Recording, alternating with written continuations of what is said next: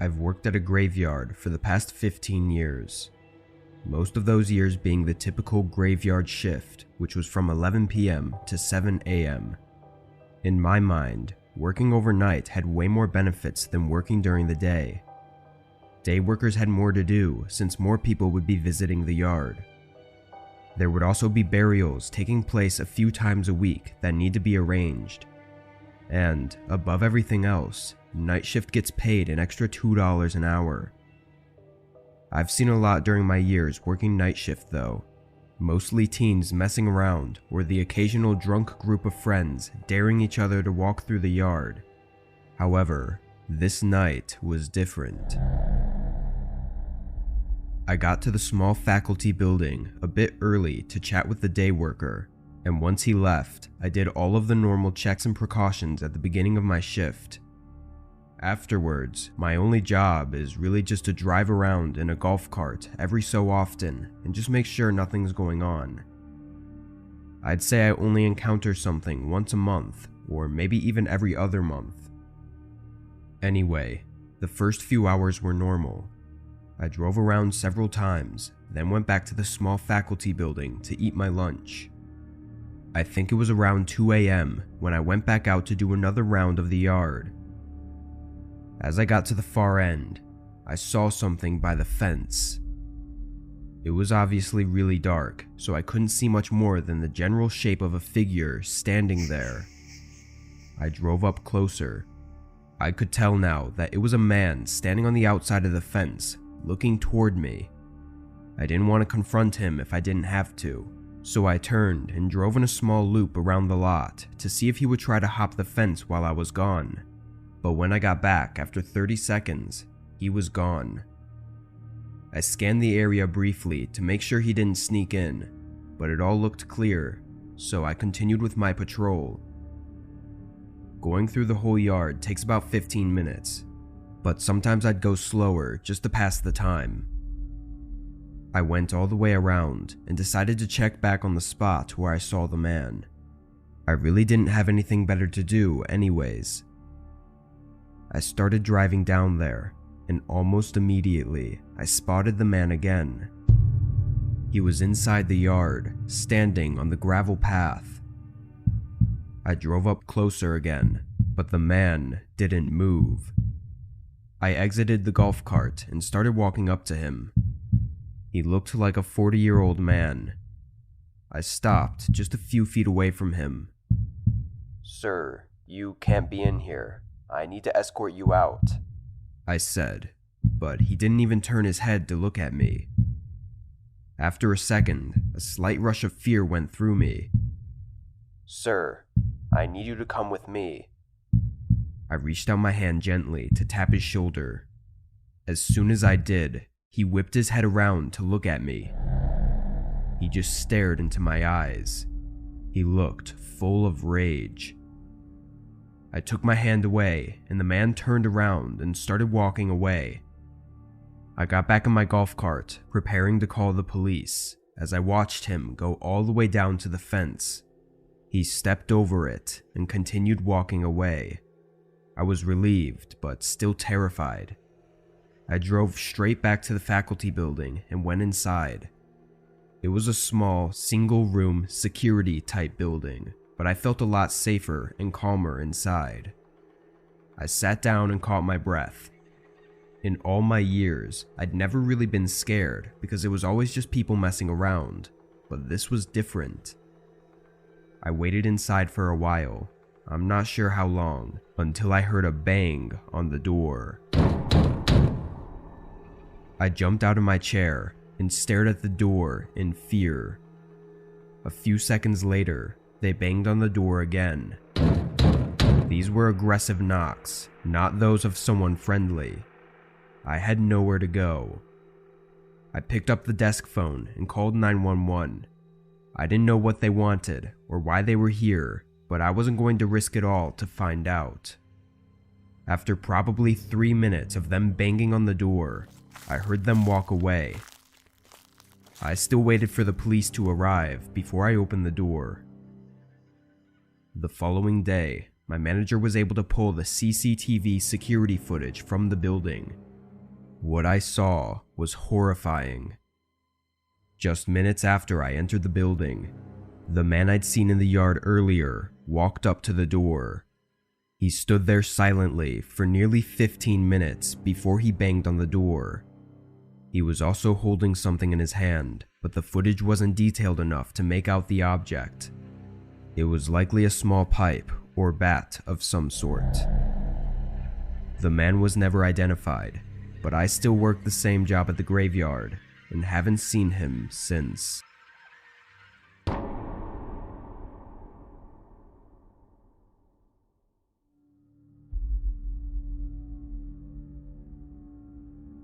I'd been working the night shift at the gas station for almost a year at this point. It's not the best job, but it pays my cheap bills. The hours are long and the work is repetitive. I thought many times about quitting and finding work somewhere else, and this incident was my breaking point. It was a typical night at the gas station. I had just finished cleaning off the pumps and restocking the shelves when I saw the headlights of a car pulling into the lot. It was an old, beat-up car with tinted windows. As the car pulled up to the pump, I could see that there was only one person inside. He got out and started walking up to the door. It was a man, probably in his mid-30s. He had dark hair and was wearing a black leather jacket and looked like he hadn't slept in days. I greeted him with a smile and asked him if he needed any help. He didn't say anything, but just threw a 20 on the counter and went back out to fill up his tank. It was a bit rude, but that's normal when working at a gas station, especially late at night when nobody wants to talk. I watched out the window as he filled up his tank, but a couple minutes passed and he was still there with the pump in his car. I knew he only put $20 in, so he had to have finished a while ago. I waited another couple minutes, then I opened the door and started to say something, asking if he needed any help, but he just got back in his car and drove away. I blew it off and went back inside the store, but as the night wore on, I started to feel like something was off. I don't know how else to describe the feeling. Nobody else was pulling in to get gas, and it was really quiet outside. Then, I heard a noise coming from the back of the store. It sounded like a box falling off a shelf. I grabbed a flashlight and slowly made my way to the back of the store. As I turned the corner, there was a man standing there going through our inventory. He was tall and skinny and looked like he hadn't showered in weeks. I froze in fear, not sure what to do. The man turned and saw me, and for a moment, we just looked at each other. Then he started to walk towards me, his eyes fixed on mine. I backed away slowly, putting my hands up as if to not mean any harm, but he kept coming towards me. I could smell alcohol in his breath, and I knew that he was dangerous. "Money, where is it?" he said, slurring his words. I saw in one of his hands he had a switchblade, and with him being clearly drunk, I was really scared. I pointed toward the register, and he pushed me back to the counter. As I was opening the till, the man wandered around the store, making his way to the liquor section. He stashed a few expensive bottles in his backpack, then came back to the register. I put all the bills we had on the counter, being barely over $100. The man looked at it, then looked at me. "The fuck is this? I need more, man." He wasn't satisfied, but there was no more money to give. He flipped open his blade, waving it around and yelling at me. I was sure he was going to jump the counter and beat me to death, but then he suddenly swiped the cash and bolted out the door. My heart was pounding as I looked out the window, seeing that same beat-up car from earlier. The man got inside and they drove off. The police came a few minutes later, responding to the emergency button I pressed while the man was browsing the booze, but they weren't too helpful right away. Thankfully though, The cameras outside the building were able to pull a license plate from the car, and 4 days later, I was informed that both men were caught. Apparently they were homeless and had stolen the car. They then went on a crime spree, robbing as many stores as they could, mostly just of alcohol and money. I feel pretty lucky to have made it unharmed, because their erratic behavior sent one worker to the hospital after an encounter with them. A couple weeks later though, I quit my job and moved to work in the day shift somewhere else.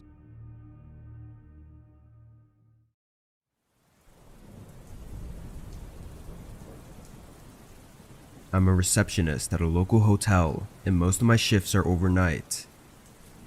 I'm in charge of the front desk, and my main responsibilities are to check in guests, answer phone calls, and keep an eye on the security cameras.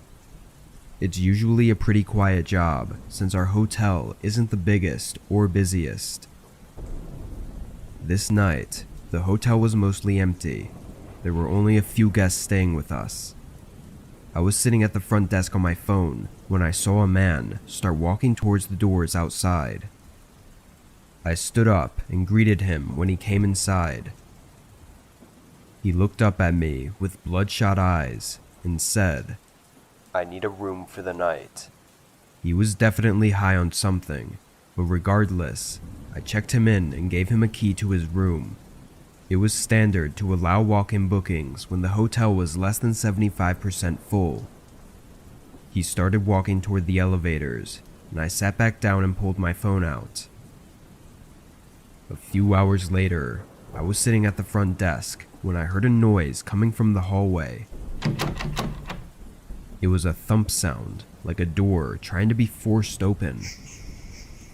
I got up and walked around the corner to the end of the hallway. The man I checked in a few hours ago was standing there, trying to open up one of our maintenance doors. "Can I help you find something?" I asked. He looked over at me with those creepy eyes. I asked again, but he just stared at me. I wasn't really sure what to think. Maybe he was really high and looking for the vending machine or something. I don't know. I didn't want to anger the man though, so I went back to my desk and forgot about it. A good amount of time passed with no activity. No sounds from any of the rooms, nobody entering the building or walking through the halls. It was around 3 in the morning, and I did a small walk around the bottom floor just to keep myself awake and busy. As I got to the hallway by the front desk though, I heard a very sudden, loud banging coming from one of the rooms. I stopped and listened for a moment, then went up the stairs to the second floor, where I thought it came from. It was very quiet now, which made me somewhat nervous. I walked down the hall, hearing nothing, but when I reached the end, one of the room's doors was open. I listened again for a second before lightly knocking. Nobody responded. I cautiously peeked inside, unsure of what to expect. It seemed empty. I wasn't comfortable walking all the way inside though, so I couldn't really look around, but I was sure nobody was inside. I closed the door and looked at the room number. 112. That was the room I'd given to the man. I never saw him exit the building though. I quickly walked back down to the front desk. I looked at all the security cameras we had in the lobby and outside the building, but the man didn't turn up. I jumped. It was the hotel phone. One of the rooms was calling. I picked it up. "Hello, how can I help you?" There was a woman on the line, telling me about some man knocking on her door in the middle of the night. I apologized and assured her I would take care of it. I hung up and took a deep breath. I was getting really nervous now. I walked around the desk, but then again, the phone started ringing. It was someone else from a different room this time, saying he had the same experience as the other woman, someone knocking at his door in the middle of the night. I called the police right away. I stood by the front doors until they arrived, just in case I needed a quick escape. Luckily, they came before anything happened, but they didn't find the man. Instead, they found a broken window in his room, where he likely jumped out of. It was on the second story though, so I'm not sure how he managed to get away without some major injuries. Later, while the police were still searching, they got a report that the car he used to pay for the room was stolen. It's unclear what the man intended to do or why he was knocking on people's doors. I'm thankful none of them opened their doors though, because this case could have been much worse if they had.